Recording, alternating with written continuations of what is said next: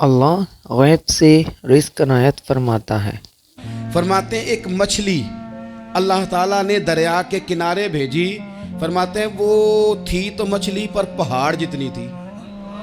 بخاری میں لفظ ہیں، حضرت جابر ابن عبداللہ رضی اللہ تعالیٰ عنہ فرماتے ہیں 300 آدمی 18 دن تک اس مچھلی کو کھاتے رہے، مچھلی ختم ہی نہیں ہوئی۔ مچھلیاں نہیں، مچھلی کہتے ہیں 18 دن 300 بندہ کھاتا رہا، مچھلی ختم ہی نہیں ہوئی۔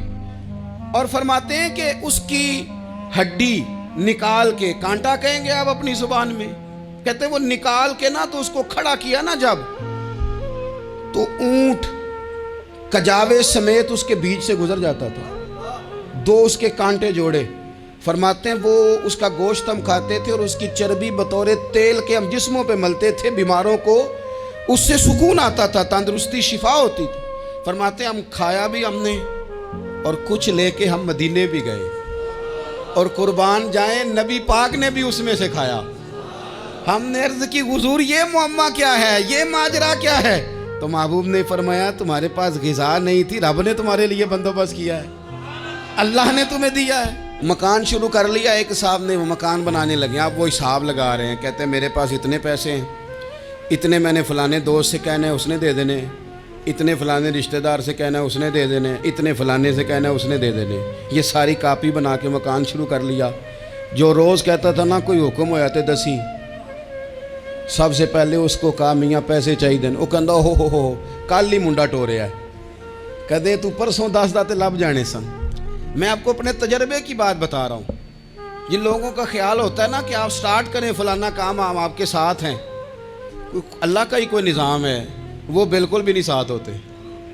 لیکن ایسا نہیں ہے کہ کوئی ساتھ نہیں ہوتا، اللہ تعالیٰ بڑے اسباب پیدا کرتا ہے، وہاں سے دیتا ہے جہاں سے گمان بھی۔ ہمارا یہ ذہن بن جاتا ہے ہم ساری اپنے حساب سے چلتے ہیں، اتنے رشتہ داروں سے، اتنے کون آپ کے ساتھ چلے گا، سوال ہی نہیں پیدا ہوتا۔ یہ سارے کام چھوڑ کے سب سے پہلے 2 رکعتیں پڑھو، اپنے رب کی بارگاہ میں، رسول کائنات کی بارگاہ میں گزارشات اور استغاثے پیش کرو، وہاں سے خیر طلب کرو۔ دنیا دار کیا دیں گے، کیا دے سکتے ہیں، کیا حیثیت ہوتی ہے کسی، اللہ کہتا ہے وہاں سے دوں گا۔ تو جو اللہ مال دے وہ لینا چاہیے کہ رشتہ داروں کا مال دیکھنا چاہیے؟ جو اللہ دے وہ لینا چاہیے کہ سیٹھوں نوابوں کی جیبیں دیکھنی چاہیے؟ جو اللہ دے وہ قبول کرنا چاہیے یا دیکھنا چاہیے کون سا آدمی کہاں پہنچ گیا؟ چھوڑو، اپنی مٹی پہ چلنے کا سلیقہ سیکھو۔